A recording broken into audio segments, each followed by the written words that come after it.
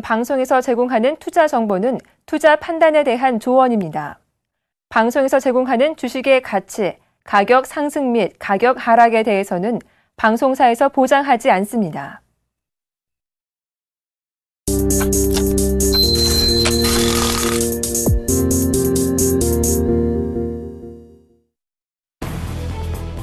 뉴욕 증시가 기업들의 양호한 지난 분기 영업 실적 발표에 힘입어 상승했습니다.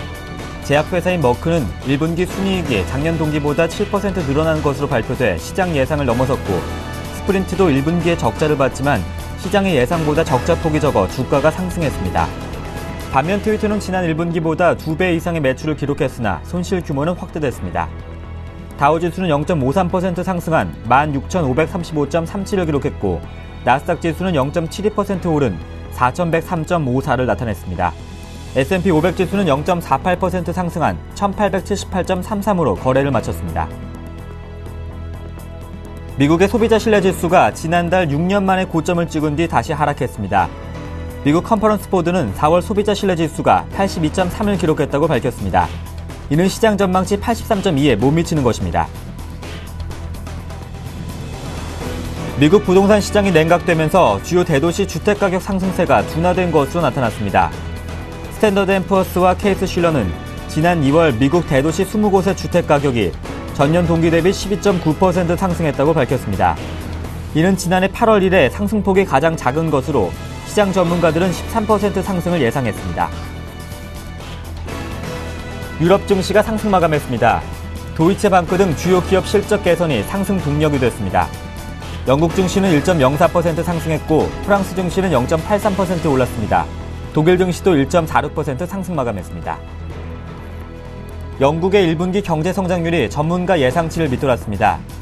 영국 통계청은 1분기 국내 총생산이 전분기보다 0.8% 증가했다고 발표했습니다. 이는 전문가 평균 예상치 0.9%를 밑도는 결과로 영국의 1분기 GDP는 지난해 같은 기간보다는 3.1% 증가한 것으로 집계됐습니다. 유로존의 이번 달 경기 신뢰 지수가 예상 밖의 하락을 했습니다. 유럽연합 집행위원회는 4월 경기 신뢰 지수가 102를 기록했다고 발표했습니다. 이는 시장 전망치 102.9를 밑도는 것으로 전월 기록은 당초 발표됐던 102.4에서 102.5로 수정됐습니다.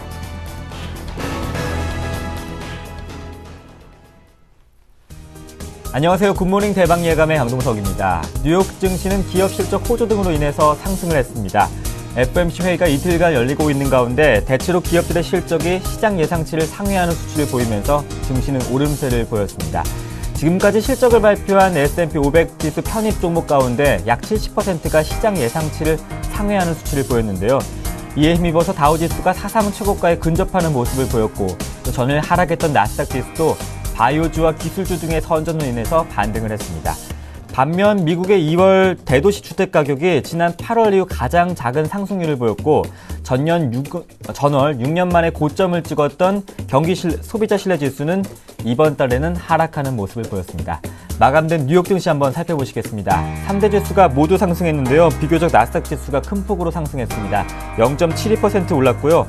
다우 지수가 0.5%, S&P 500 지수가 0.48% 상승했습니다. 이어서 유럽 증시도 한번 살펴보시죠. 유럽 증시도 모두 올랐습니다. 독일 증시가 비교적 큰 폭으로 올랐죠. 1.46% 상승했고요.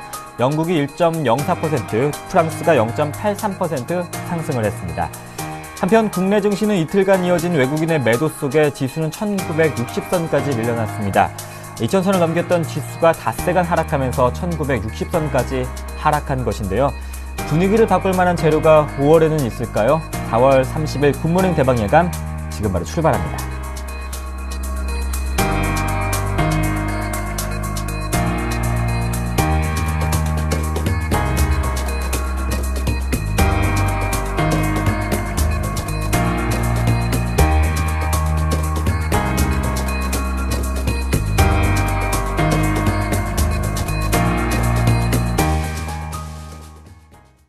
네, 자세한 외신 소식 살펴보겠습니다. 레이크쇼 인베스터스의 이현민 이사님과 함께합니다. 안녕하십니까?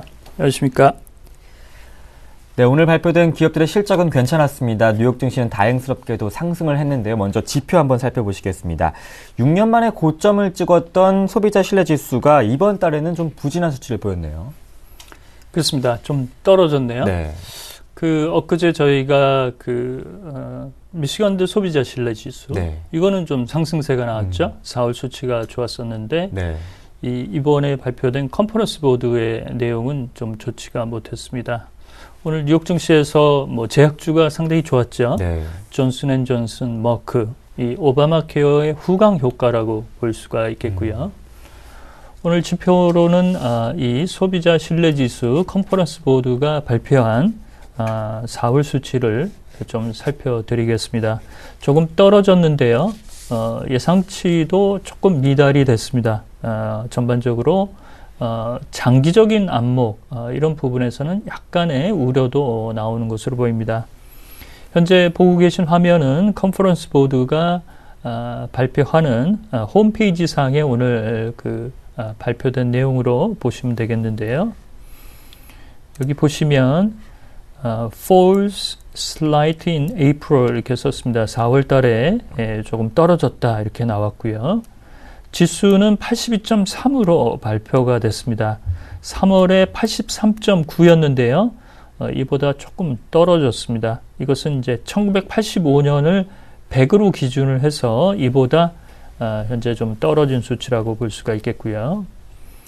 여기 보시면 현재 present situation, 현재의 경기를 가늠하는 경기 지수는 82.5에서 78.3으로 낙차가 좀 컸습니다. 현재의 경기 여건에 대해서 소비자들, 특히 투자자들이 조금은 좀 걱정하고 있는 부분이라고 볼 수가 있겠고요.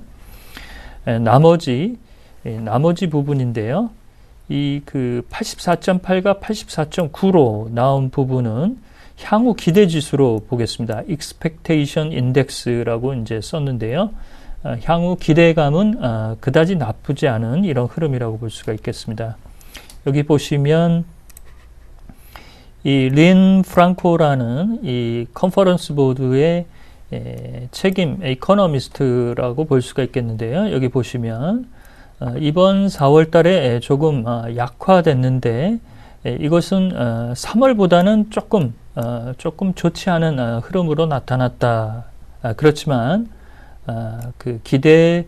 기대와 관련된 향후 경기 전망에 대해서는 단기적으로는 큰 변화가 없는 것으로 본다. 그렇지만 현재 노동시장에 대해서는 약간의 불투명성이 좀 있는 것으로 봤습니다.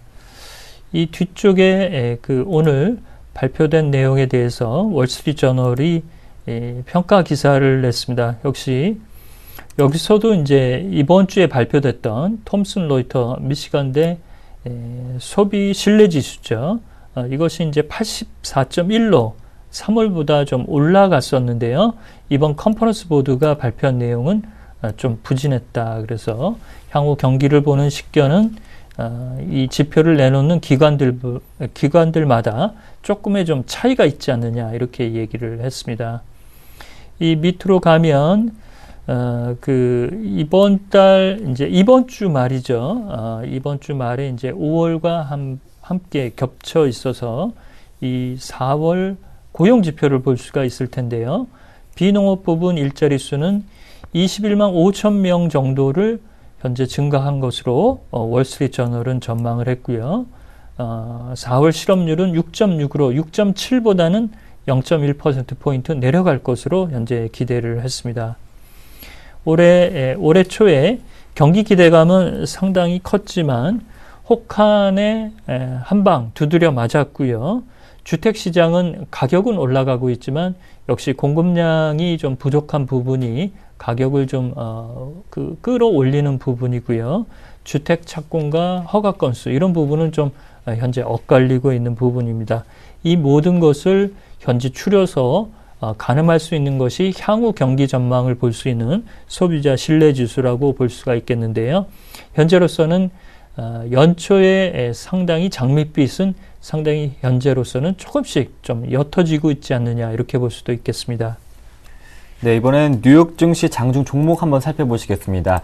호실적을 발표한 애플이 장중에 $600 가까이 이어갔습니다. 계속해서 좋은 모습을 보여주고 있는데요. 향후 전망도 밝은 편이더라고요. 그렇습니다. 저희가 한 이틀 전인가요? 한번 애플 한번 다뤄드렸죠. 그리고 월가의 한 15개 증권사들이 목표 주가를 상당히 상향 조정을 했습니다. 네. 이것이 이제 계속적으로 주가에 현재 나타나는 흐름이라고 보겠습니다. 이제 실적 발표가 이제 한 달 얼추 다 됐는데요. 머크나 존슨앤존슨, 이 오바마 케어 후광을 잇고 있는 바이오와 제약주들이 상당히 좋고, 금융주들은 예상보다는 조금 그 실적을 끌어올리는 데는 조금 힘이 약했습니다. 모건 스탠리는 호재서를 나왔지만 JP 모건이 좀 부진했고요. 그 다음에 이제 스포트라이트를 받을 수 있는 것이 이제 애플이라고 볼 수가 있겠습니다. 애플은 상당히 좋은데 이 리콜 문제 때문에 인상을 구긴 GM의 경우 1분기 실적이 매우 좋지 않았습니다. 현재 여기 그 팀 쿡 CEO가 현재 나와 있는데요. 여기 보시면 제목만 먼저 보셔도 될 텐데요. 오늘 장중에 $596 정도까지도 터치가 됐습니다. $598 후반까지도 현재 올라갔는데요. 거의 이제 라운드 넘버가 바뀌는 것으로 보겠습니다. 특히 이달 들어서 실적을 발표한 이후에 올해 들어서 최고치 수준을 보이고 있고 실적 발표 이후에 주가가 11%나 현재 올라가고 있는 상태입니다. 이렇게 보면 여기 그 소제목으로도 나와 있는데요. 실적이 주가의 잠을 깨웠다. 뭐 이렇게 얘기를 했습니다. 아이폰의 메이커인 이 애플의 주가가 52주 1년 내 현재 최고치 수준을 가져가고 있다. 이렇게 좋은 추세를 나왔고요. 오늘 애플 가격은 조금 현재 장 마감 이후에 조금 떨어지고 있지만 시초가 때 $596 거의 언저리 수준까지 나왔고요. 현재 그래프를 봐도 $600 언저리 수준에 거의 현재 올라간 수준입니다. 현재 상승 추세가 상당히 좋은 흐름을 나타나고 있는 이런 부분을 좀 볼 수가 있겠고요. 여기 보시면 코엔이라는 그 증권사인데요. 티머시 애큐리 이 애널리스트는 현재의 주가를 조금 더 올렸습니다. $560에서 $630로 상향을 했습니다. 여기 보시면 target to 630 a share 이렇게 썼습니다. 뒤쪽으로 갈수록 여러 이제 얘기들이 나와 있는데요. 한 주를 7주로 주식 분할을 해서 일단 그 투자자들의 유동성을 좀 확보해주고 투자자들의 수익 환원 이런 부분도 상당히 좋다라고 볼 수가 있겠고요. 추가적인 투자자의 배당금을 좀 높여주는 그 내용들 이런 부분도 상당히 현재 주가를 끌어올리는 동의라고 볼 수가 있겠습니다. 이것만 보면 일단 그 스마트폰만 내용을 보면 삼성전자가 좀 중국 시장과 현재 일본 시장에서 좀 실기를 하는 부분이 아닌가라고 볼 수도 있겠는데요. 어제 삼성전자 주가가 좀 좋지 못했습니다. 2% 정도 수준으로 좀 낙차가 있었고요. 오늘 유럽 쪽에서 들어온 소식은 애플이 이 신흥국, 특히 이제 베트남 시장에서 스마트폰의 수요가 폭발적으로 현재 가져가고 있는 이런 흐름에 삼성전자의 대응 전략으로는 월드컵에서 삼성전자의 마케팅 공력을 강화하는 이런 부분으로 나오지 않을까 이런 내용들이 많이 회자가 되고 있는 상황입니다. 네, 이번엔 연준 소식 한번 살펴보시겠습니다. 스탠리 피셔 총재와 나머지 2명의 연준 인사가 상원은행위원회 인준을 통과했다고요? 그렇습니다. 오늘 오전에 통과를 했고요. 네. 이제 상원 전체 표결을 남겨뒀습니다. 뭐 이렇게 보면 아직까지 정확한 그 내용은 안 나와 있는데요. 네. 오늘부터 이제 우리 시간으로 오늘이죠. 미국 시간으로 이제 어제부터인데요.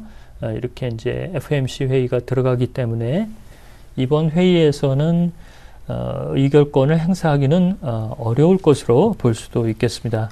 뉴욕타임즈의 언론 그 보도 화면을 보시겠습니다.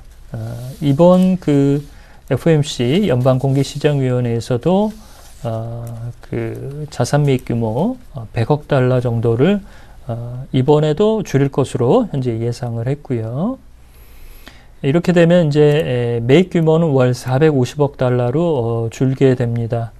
여기 보시면 옐런 의장의 그 복심으로 알려지고 있는 존 윌리엄스 총재죠. We exactly on right track. 우리는 현재 예상된 길을 가고 있다. 이렇게 얘기를 했습니다. 이 옐런 의장이 존 윌리엄스 총재가 수석 이코노미스트로 재직할 당시 이 샌프란시스코 연은 총재를 역임을 했기 때문에 아마도 존 윌리엄스 총재의 내용을 가장 현재 그 앞부분의 내용을 할애한 것으로 보입니다. 여기 이제 스탠리 피셔 총재가 그 나와 있고요. 이 라헬 블레이너드 재무 차관 인사입니다. 그 얼굴을 보는 것은 시청자 여러분들도 거의 처음으로 현재 보실 것으로 예상이 되고 있고요. 여기 가운데 있는 인사는 제롬 파웰 연방의원입니다. 이번에 다시 임기가 재지명이 돼서 이제 임기를 더 늘리게 되는 이런 흐름이라고 볼 수가 있겠고요. 은행위원회, 상원은행위원회에서는 무난히 현재 통과가 됐고, 여기서도 이제 그 밑에 이런 내용을 좀 얘기를 했는데요. 상원에서는 서두르고 있지만 조금 시일적으로는 좀 늦은 감이 있고, 위원들, 특히 의회가 조금 더 이 부분을 신경을 써야 되지 않았었느냐, 이런 얘기들이 좀 나오고 있습니다. 이번 FOMC 회의는 공식적인 기자회견이 없기 때문에 전반적으로 현지에서 들어오는 현재 언론의 기사들의 톤은 조용한 분위기로 끝날 것 같다, 이렇게 얘기를 했습니다. 이 밖에 이제 제레미 스타인 연방의원이 5월에 사의를 이미 표명을 했기 때문에 한 명의 새로운 연방위원회 지명도 현재 숙제로 남기고 있어서 오바마 대통령은 우크라이나 사태뿐만 아니라 이 연방위원 지명에도 신경을 좀 써야 될 것으로 볼 수가 있겠습니다. 네, 또 5월 이후에나 연준의 또 인사 모습이 또 갖춰질 것 같습니다. 이번에 영국의 1분기 GDP가 발표가 됐습니다. 시장 예상치 소폭 미달하는 전분기 대비 0.8% 증가했네요. 그렇습니다. 조금 미달이 됐는데요. 네. 뭐 나쁘진 않습니다. 뭐 예상치는 0.9, 수치로 발표된 것은 0.8. 이렇게 전분기 대비 좀 올라왔고요. 네. 지난해 대비해서는 3.1% 좋은 수치가 나왔습니다. IMF가 4월 9일이었죠. 1월 달에 그 발표됐던 세계 경제 성장 보고서, 이것을 리바이즈드, 업데이트한 수치에서 영국의 GDP 성장률을 올해 2.5에서 2.9로 올렸습니다. 이 1분기 수치만 보면 전년 동기 대비해서 3.1로 여전히 이 레인지 안에 현재 들어가 있다, 이렇게 볼 수가 있겠고요. 현재 보시고 있는 화면은 그 영국의 통계청 ONS의 프레스 릴리즈 화면을 현재 보시고 계십니다. 여기 이제 제목에서도 일별하실 수 있듯이 0.8% 1분기 때 이렇게 올라왔다라고 볼 수가 있겠고요. 이 밑에 보시면 항목별로 내용들이 나와 있습니다. 현재 가장 그 위쪽에 위치한 부분이 서비스 부분인데요. 가장 기울기가 윗방향으로 현재 올라가고 있고요. 그 빨간 선의 실선이 전체를 이제 통괄한 통괄 지표로 보시면 되겠습니다. 그 다음에 제조업 생산도 현재 좀 올라가고 있고, 그 건설 쪽도 약간 옆으로 횡보하고 있지만 현재 상승 추세는 유지가 되는 것으로 볼 수가 있겠습니다. 다만 이제 하락 방향으로 하나 튼 게 있는데요. 이 부분은 농업 부분입니다. 농업 부분은 GDP에 기여할 수 있는 부분이 조금 떨어졌는데요. 최근에 유가라든지 원자재 가격이 좀 내려가면서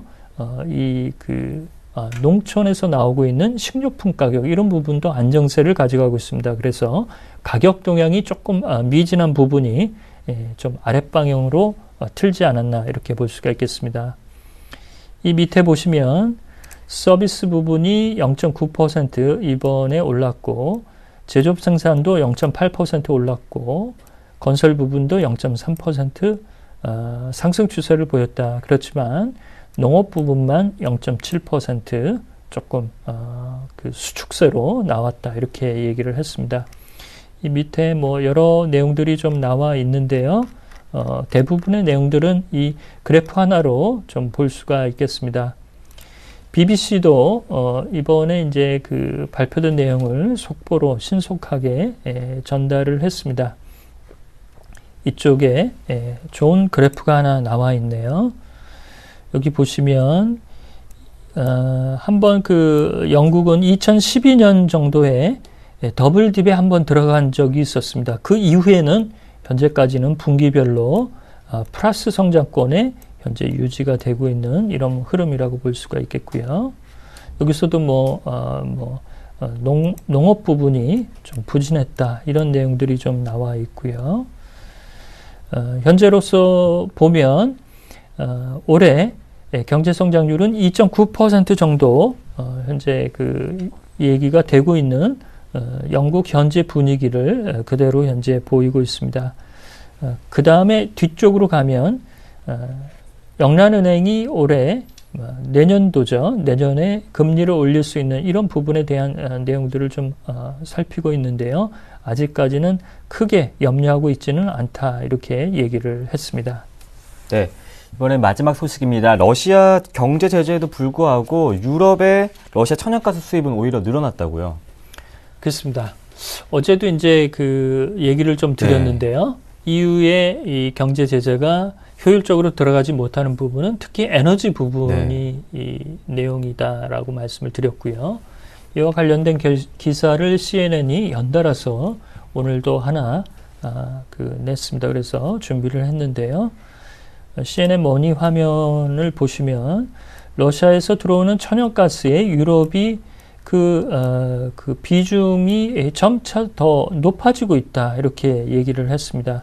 이 소제목으로 진하게 표시된 부분도 보시면 지난해 러시아로부터 수입되는 천연가스 수입이 EU 지역에 15%나 증가했다 이렇게 얘기를 했는데요.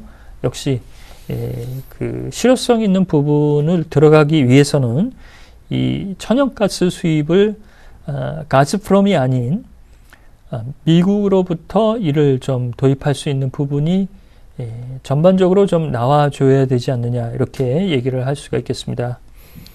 여기 보시면 15% 약 1740억 입방미터의 유럽으로 수출이 이루어졌고 국내 수요는 5380억 입방미터 정도인데 이것은 지난해 대비해서는 소폭 내려간 수치다 이렇게 얘기를 했습니다. 전체 유럽의 천연가스 수입 규모를 보면 러시아로부터 30%의 수입 비중을 가져가고 있고 그중에 가장 많이 수입하는 부분은 독일이로 보시면 되겠습니다. 이렇게 경제 제재가 들어가자 가즈프롬이죠. 러시아의 가장 큰 천연가스 국영 기업이라고 보겠습니다. 그 China National Petroleum 이렇게 썼는데요. 중국의 그 원유 공사죠. 국영 그 석유 공사와 계약을 체결해서 약 380억 입방미터의 그 원유 천연가스 수출이 중국으로 현재 들어갈 것이다 이렇게 얘기를 했습니다. 러시아 입장에서도 가만히 앉아서 당할 수만은 없으니까요. 중국의 이제 그 새로운 활로를 현재 모색하는 이런 흐름이라고 볼 수가 있겠습니다. 네. 핑코 CEO가 그 모하메드 엘 에이리언 핑코가 러시아 제재가 더 강화될 경우 글로벌 리세션 우려가 좀 있다 이런 부분도 있는데요. EU 쪽의 러시아 제재 방안이 실효성을 가져가지 못하는 이런 부분, 우크라이나 사태가 현재로서는 단기에 이 그 악재가 소멸될 우려가 현재로서는 높지 않다라고 볼 수 있는 배경으로 꼽을 수 있겠습니다. 네, 마지막 외신 소식까지 한번 살펴봤습니다. 레이크쇼 인베스터스의 이현민 이사님과 함께했습니다. 고맙습니다.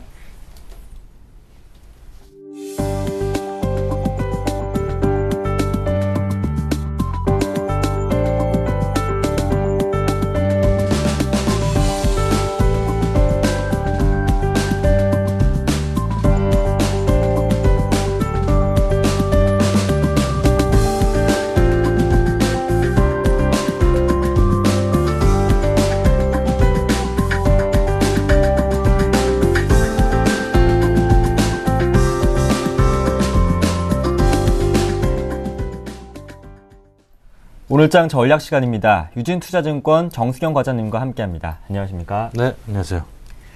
네, 오늘장에 영향을 줄 이슈부터 한번 살펴보시겠습니다. 첫 번째 이슈는 외국인의 현선물 매도 속에 61평 2평선까지 하락한 코스피 지수입니다. 두 번째는 LG전자가 대우건설 등 실적 기대감 종목들은 3에서 6% 상승을 했습니다. 북한이 어제 서해 NLL 인근에서 해상 사격구역 설정 소식 후에 방산주가 들썩였던 하루였습니다. 외국인이 이틀간 이렇게 매도를 하면서 코스피는 1960선까지 밀려났더라고요. 네. 일단 뭐 분위기가 뭐 전반적으로 외국인의 매도가 이틀 연속 이어지면서 일단 뭐 삼성전자 위주로 매도가 상당히 많이 나왔고요. 그러면서 어제 삼성전자 거의 2% 정도까지 하락을 하는 뭐 그런 시장 분위기였습니다. 선물까지 또 외국인이 매도세를 보이면서 일단 그 연휴가 워낙 길기 때문에 5월달 사실 옵션 거래일로 따지면 며칠 남지 않았습니다. 뭐 다다음 주 5월 8일이 옵션 만기인데 거래일로 따지면 뭐 5거래일도 채 남지 않은 뭐 그런 상황이기 때문에 뭐 그런 영향으로 일단 외국인이 좀 급하게 선물 매도가 나오는 그런 모습을 보여주고 있고요. 뭐 그런 아직 뭐 벌써부터 이제 파생 포지션에 대한 경계 우려 뭐 이런 것까지 시장의 분위기를 좀 짓누르는 역할들을 하면서 61선 이평선까지 하락한 상황입니다. 1950선, 60선 정도 61이평선이 걸려 있는데 여기가 사실 지지선 정도 역할을 할 것으로 기대가 되고는 있습니다만 일단 전반적으로 뭐 외국인의 매도가 사실 그쳐줘야지만 이 기술적인 지지도 의미가 있다라고 생각이 들기 때문에 뭐 오늘까지 뭐 어제 이어서 오늘까지 미국 시장이 좋았기 때문에 오늘 정도는 반등이 나올 수 있지 않나라는 기대감들도 충분히 있고요. 하지만 외국인의 매도는 조금 경계 우려는 충분히 가져야 된다라고 어제 시장 정리할 수 있겠습니다. 네. 또 어제장에서 실적이 좋았던 종목들은 강세를 보였는데요. LG전자는 특히 7만 원선 굳히게 나섰습니다. 네. LG전자가 상당히 실적이 좋게 났습니다. 뭐 3천억 정도 영업이익을 증권사에서 예상을 했는데 5천억이 넘는 수준, 거의 뭐 어닝 서프라이즈 수준으로 실적이 나왔는데 사실 뭐 모바일은 변동이 없습니다. 뭐 소폭 적자, 흑자 뭐 이렇게 왔다 갔다 하는 그런 수준이기 때문에 워낙 이제 모바일의 기대감들을 LG전자에 접었기 때문에 지난 3월 달에는 6만 원도 깨지고 바닥을 모를 정도로 추락을 했는데 이 TV 부분에서 정말 깜짝 놀랄 만한 실적이 나왔습니다. 유럽 그리고 글로벌하게 LG TV들이 많이 팔리고 있는데 최근에 시장 분위기를 봐도 삼성 TV보다 LG TV가 훨씬 낫다. 쓰고 있는 사람들이 최근에 뭐 신제품 UHD라든지 또 OLED도 먼저 공면으로 LG가 또 공격적으로 런칭을 했고 뭐 이런 부분들 때문에 LG에 대한 TV의 그 브랜드 인지도라든지 그리고 실사용자들에 대한 반응들 이런 부분들이 상당히 좋으면서 또 월드컵에 대한 특수 효과들 이런 부분들이 사실 뭐 6월달이 월드컵입니다만 이 부분이 좀 앞당겨서 반영이 되는 뭐 그런 모습들을 보이면서 TV 부분의 실적이 상당히 좋게 나오면서 LG전자는 다시 한 달 반 만에 7만 원 선을 바로 회복하는 모습을 보였습니다. 그리고 대우건설 같은 경우에도 실적이 좋게 나왔죠. 흑자 전환을 했습니다. 1분기 영업이익이 거의 1,200억 정도, 1,195억 정도 나왔는데 이렇게 건설사들이 작년에 워낙 시장의 실망감들을 많이 줬고 영업 손실이 워낙 크게 났던 부분들이기 때문에 대우건설의 흑자 기조를 만들어냈다라는 부분에 상당히 큰 의미가 있는 것 같고 그러면서 외국인의 순매수가 이어지면서 이제 대형 건설사 위주로는 건설사도 구조조정이 참 심하게 됐습니다. 뭐 좀 중소형 건설사들은 부도가 나고 무너지는 건설사도 많았고요. 그렇기 때문에 이렇게 중대형 건설사 위주로는 수주가 계속해서 들어오고 글로벌 경기 회복 기대감들이 반영이 되면서 흑자 기조가 이어진다라는 점 상당히 긍정적인 부분들이 아닌가라고 정리할 수 있겠습니다. 네, 어제 북한이 NLL 인근에서 사격 훈련을 했죠. 이럴 때는 또 장중에 방산주가 들썩였는데 결국에는 그래도 그렇게 많이 장중만큼은 아닌 상승폭으로 마감을 했어요. 네. 사실 뭐 이 테마성, 네. 또 뭐 특별한 재료에 의해서 움직이는 주식들은 잠깐 이렇게 움직이고 마는 네. 뭐 단타성 거래 뭐 이런 부분들로 해석이 될 수 있는데 결국 뭐 북한이 사실 연평도 부근에서 NLL에서 해상 사격 구역을 설치를 했다라는 소식들이 전해지면서 뭐 빅텍이라든지 웰크론, 스페코 이런 종목들이 좀 들썩이는 모습을 보였는데 일단 뭐 장중에는 급등을 하고 뭐 거의 상한가 근처까지 갔다가 거의 상승폭을 반납을 하는 그런 모습을 보여줬는데 일단 이 내용들은 이 내용들이 나올 때마다 사실 한 번씩 움직이는 주식들인데 결국 단기 거래 사실 어떻게 보면 가장 좋은 방법은 아예 뭐 관심 종목에서 없애고 뭐 별로 거래를 하시지 말라는 의미에 저는 말씀을 드리는 거고 이런 종목들이 움직이지만 사실 실질적으로는 뭐 거래나 좀 공격적인 매매는 안 하시는 게 좋지 않겠느냐 이런 의미에서 오늘 세 번째 이슈로 정해봤습니다. 네, 이제 4월 마지막 거래일인데 뉴욕 증시는 실적 호조에 힘입어서 이렇게 좋은 분위기를 보였습니다. 오늘 장 전략 어떻게 세워볼까요? 네, 오늘 사실 이제 뭐 내일 근로자의 날도 네. 있고 금요일도 쉬게 되면 다음 주 월요일, 화요일까지 연휴가 이어지고 있기 때문에 아무래도 어제 시장부터 뭐 이번 주 내내 좀 거래량이 좀 줄어들고 시장도 좀 뒤숭숭한 분위기가 없지 않아 있다라고 판단이 되는데. 하지만 이렇게 좀 외국인의 매도가 먼저 나오긴 했습니다만, 시장에 큰 충격은 없을 것이다, 라는 생각이 듭니다. 일단 외국인이 어제 양시장 모두, 매도를 했지만, 오늘 정도, 뭐, 뉴욕 시장도 좋았기 때문에, 매도세가 좀 주춤하는지 여부, 그리고 선물까지 매도가 좀 주춤하는지 여부에 따라서, 좀 반등의 기조가 충분히 나올 수 있는 시점이다, 라고 판단이 들고요. 그리고 뭐 어제 시장에도 마찬가지였듯이 뭐 실적이 좋은 종목들은 시장의 분위기와 상관없이 좀 홀로 강세를 계속 이어가는 그런 모습을 보여줬습니다. 결국 뭐 외국인이 됐든 기관이 됐든 매수세가 집중이 되기 때문에 일단 그런 이슈로 인해서 실적 개선주를 좀 주목할 때가 아닌가 싶고요. 결국 지금 대형주들의 실적이 일정 부분 1분기 실적이 거의 4월 말이면 대체적으로 마무리되고 5월이 들어가면 이제 코스닥 중소형 종목들 5월 중순까지 피크를 달리면서 실적 발표를 하는데 일단 중소형주에 대한 실적 개선주 이제는 좀 관심을 가져볼 때다. 좀 적극적으로 매수를 해볼 때가 아닌가라는 생각이 들고요. 그리고 지금 현재 뭐 시장의 분위기는 IT 경기 민감주 이런 소비재 업종들이 상당히 강합니다. 뭐 LG전자도 마찬가지고요. 그 종목군 중에 하나인데 제가 뭐 LG노텍도 상당히 강한 모습 보여주고 있는데 반면에 조선과 화학주들은 상당히 좀 불안불안한 움직임을 보여주고 있습니다. 어제 롯데케미칼도 1분기 실적 우려감 속에 뭐 장중에 한 5%, 장막판까지 뭐 한 3.75%로 마이너스 마감을 했고요. 현대중공업은 20만 원까지 깨지는 그런 좀 좋지 않은 분위기가 계속적으로 이어지고 있습니다.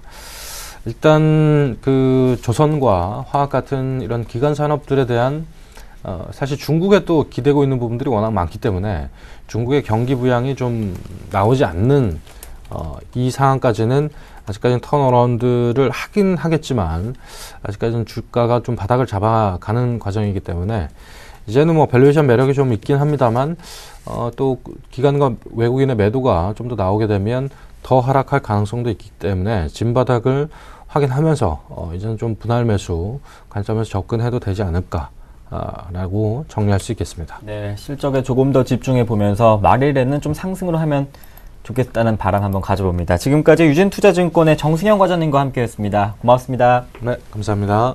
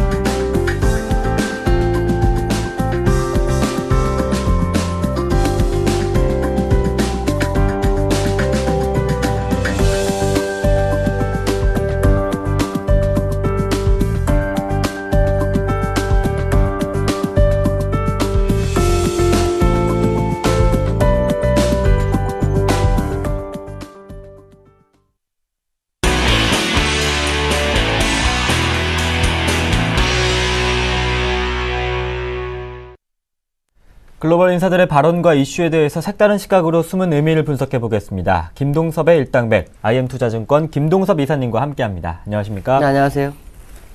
네, 먼저 첫 번째 이슈는 미국의 금리 인상 소식 한번 살펴보시겠습니다.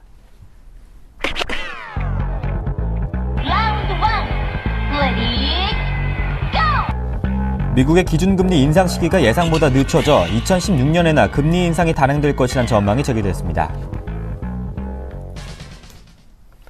금리 인상 시기가 2016년은 관련 소식 중에서 가장 늦은 소식인 것 같아요.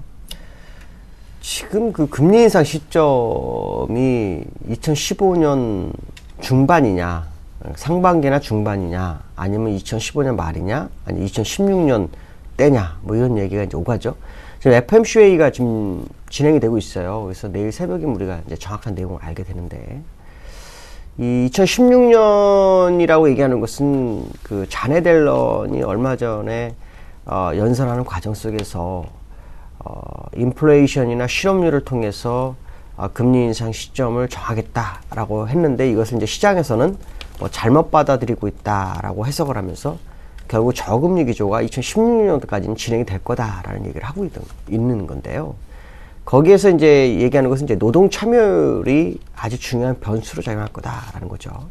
근데 이게 이름이 노동 참여율이지 사실은 이게 구직 포기자가 시장에 돌아오느냐, 그렇지 않느냐, 또 구직 포기자를 포함해서 실업률을 산정할 것이냐, 안 할 것이냐, 거기에 따라서 금리 인상 시점은 달라질 수 있죠. 예를 들어서 지금과처럼 실업률이, 구직 포기자를 산정 안 한 상태에서 실업률이 계속 떨어졌을 경우에도 사실은 그 금리 인상 시점이 다가오는 거고요.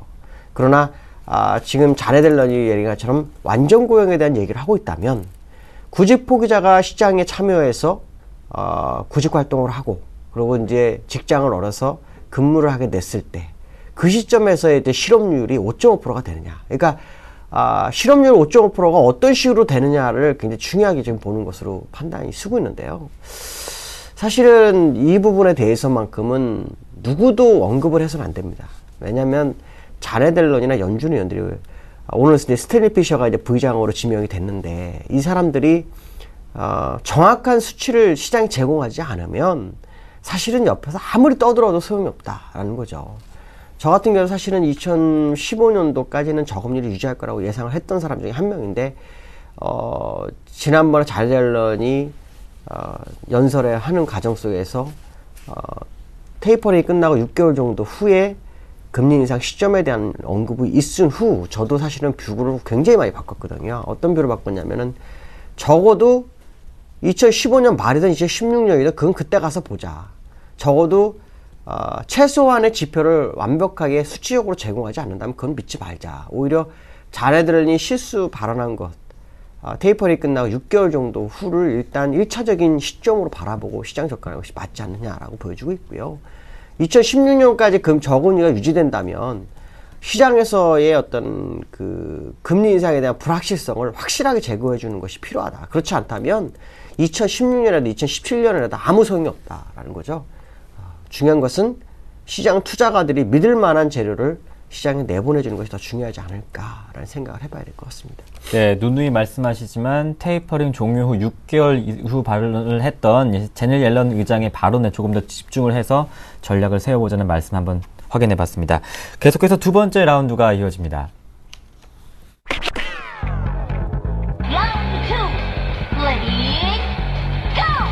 마리오 드라기 유럽중앙은행 총재가 말바꾸기 논란에 휩싸였습니다. 미국식 양적 완화도 배제하지 않을 것이라고 말했던 드라기 총재가 독일 의원 앞에서는 양적 완화를 실시하지 않을 것이다 이렇게 말했다고요. 마리오 드라기 총재가 이제 독일에 가가지고 어떤 회의에 참석하게 됐죠. 네. 예, 참석하게 됐는데 독일의 그 연립정부 의원들이 한 40-50명 있었다고 합니다. 근데 독일은 아시겠지만 예전부터 양적 완화를 그렇게 좋아하진 않았습니다. 왜냐하면 유로존에서 전부 디플레인데 독일만큼 인플레 가능성이 지금 있는 상황이기 때문에 독일 입장으로서는 양적 완화를 해서 자기들도 인플레이션이 더 강해지는 걸 원치 않고 있거든요. 이런 부분 때문에 그랬는지 마리오 드라기 총재가 여기서 양적 완화는 아주 먼 얘기다 이런 얘기를 했거든요. 참 마리오 드라기도 생각이 없는 거죠. 물론 독일에 안 한다라는 건 아니에요. 그러니까 할 수는 있지만 아직 때가 안 됐다라는 것을 굉장히 좀 어렵게 표현을 한 건데, 사실은 이 양적 완화는 앞으로 2개월에서 3개월 안에 하지 않으면 이건 효력이 없습니다. 미국에서 테이퍼링 하는 와중에 있는데 마무리가 다 돼가고 있는 판국에 유동성 공급이 더 이상 되지 않는 그런 과정으로 가는 상황에서 유로존이 유동성을 공급한다? 이건 말이 안 되는 거거든요. 제가 볼 때는 마리오 드라기 총리가 굉장히 시기적으로 놓친 상황인데, 독일의 어떤 최대 주주의 비위를 맞추려니까 말을 그렇게 한 것이 아닌가라고 보여주고 있는데요. 실제로 이 ECB가 이제 소비자 물가지수 이번에 얼마가 나오는지 봐야겠죠. 0.5 밑으로 떨어지게 되면 이제 뭐, 발대에 불 떨어진 겁니다. 뭐, 독일이 아무리 반대해도 해야 되는 상황인데, 제가 볼 때는 떨어지기 전에 미리 했어야 된다는 거죠, 지난번에. 근데 그걸 놓쳐가지고 좀 시기적으로 상당히 좀 곤욕스러운 상황이 발생했을 확률이 높고요. 말에 들어기 층지 어저께 그 말 바꾸기 보라기보다는 독일을 일단 안심시키는 줄타기를 하고 있다라고 보시면 될 것 같습니다. 줄타기 하는 과정 속에서 약간 그 시장에 듣기에, 양적 완화 안 하려고 하나 보다 이런 그런 분위기인데요. 양적 완화가 분명히 말씀드리지만, 그 미국의 테이퍼링이 거의 끝나가는 시점에는 못합니다. 절대 못합니다. 미국의 어떤 그 테이퍼링의 거기에 대신해서 적어도 유동성을 공급하는 것이 ECB라는 데가 일본에서는 좋다라고 IMF나 이런 데서 얘기하고 있지만, 제가 볼 때 절대 아닙니다. 오히려 효과가 없을 수 있다라는 생각을 할 수 있기 때문에 아마 카드 쓰기는 굉장히 힘들 것이다. 문제는 뭐냐면, 이 소비자 물가 지수가 유로존이 한 번 더 다운되는 모습이 나왔을 때, 그때는 이제 ECB가 뭔가를 할지 거기에 대해서는 좀 관심을 가질 필요성이 있지만, 그렇지 않다면 지금 상황에서는 사실 양적 완화는 쉽지는 않습니다. 한다면 2개월에서 3개월 안에 해야 된다라는 것이 시장이 아마 기본적인 생각일 것이다라는 생각을 하시면 될 것 같습니다. 네, 3분기가 시작될 때쯤은 양적 완화를 실시해야 되고, 어제 했던 발언은 독일을 좀 안심시키기 위한 발언이라고 생각하면 되겠군요. 계속해서 마지막 라운드가 이어집니다.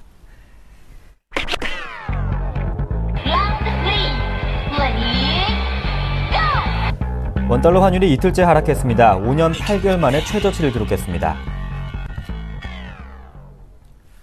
거의 6년여 만에 최저치인데 1,030원도 열어놔야 될까요? 지금 1,030.65원이에요. 네. 저는 이거 믿지 않습니다. 왜 믿지 않냐면, 물론 저는 1,000원이 한 번은 깨질 거라고 생각하는 사람 중에 한 명이고, 또 미국 재무부에서도 960원까지 얘기를 했어요. 근데 지금 그 어저께 그 수출기업들의 그 월말 내구 물량, 그 다음에 이제 경상수지흑자가 뭐 75억 불 정도가 됐나요? 그래서 그거에 대한 어떤 자금 유입, 뭐 이걸로 해서 이제 원달러가 내려왔는데, 이 원달러가 1,030원이 올도록 주가가 1,964라는 것은 도저히 이해할 수 없는 부분이다. 그렇다면 이번 내고가 연휴가 너무 많이 꼈기 때문에 미리 나온 것일 수도 있다는 생각을 뭐 많이 해볼 수는 있는 부분이지만, 제가 볼 때는 이거 뭔가가 굉장히 잘못됐다라고 판단하고 있고요. 그렇다면 결국 원달러는 한번 다시 바운딩이 진행이 된 후에 다시 떨어지는 그런 과정을 거쳐야 되지만 맞지 않느냐. 그렇지 않다면 주가를 속사포로 좀 쏴 올려야 되는데 주가도 못 가고 있다는 거죠. 실제로 원달러가 1,030원일 때의 지수나 이런 모습을 보면 거의 뭐 2,200도 넘어야 되는 그런 상황이거든요. 왜냐하면 2,200일 때 지수가 원 한 달러 환율이 1,050원대 초반에서 1,040원대 후반 주반이 있거든요.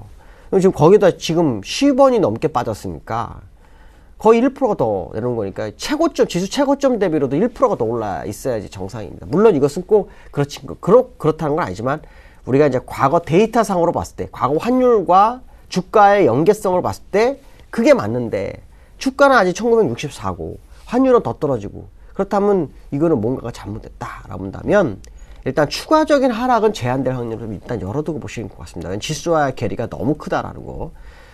특히 지금 이 환율이 외국인들의 어떤 그 수급적인 부분에 의해서 떨어지기 시작했던 부분이었기 때문에, 그런 부분을 본다 그런다면 지금 시장이 안 가는 것은 이해할 수가 없다라고 봐야 될 것 같고요. 환율은 일단 1,000원 한번 깨질 수 있지만 지금은 아닐 거라고 판단합니다. 주가가 업그레이드 되는 자리에서 1,000원이 깨지는 그런 과정을 거칠 것이다 라고 본다면, 지금은 환율 하락은 제가 볼 때는 뭔가 잘못됐고 반대로 오히려 약세로 갈 것이다. 결국 내고 물량이 아주 큰 영향을, 수급적인 영향을 좀 끼쳤을 확률을 열어두고 보셔야 될 것 같고요. 기술적으로 봐도 제가 예전에 그려놓은 건데 요 밑이 요 밑에가 1,000원대죠. 그러니까 여기까지는 갈 수 있습니다. 그러나 지수와 연계상으로 봤을 때는 굉장히 어렵고요. 특히 요 지점이 그 과거 우리나라 지수가 2230일 정도 됐을 때인데 그 시점에 약 한 1,050원대, 1,048원에서 1,050원대였기 때문에 그거로 본다면 거의 20원 정도 벌어지고 있죠.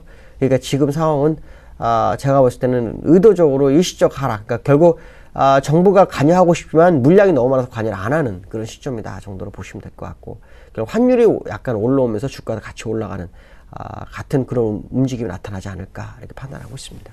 네, 마지막으로 국내 증시 전망 한번 들어보겠습니다. 전일장에서 외국인이 현선물 시장에서 매도를 했습니다. 그 의미를 한번 확인해 보고요. 오늘장 전략 한번 세워볼까요?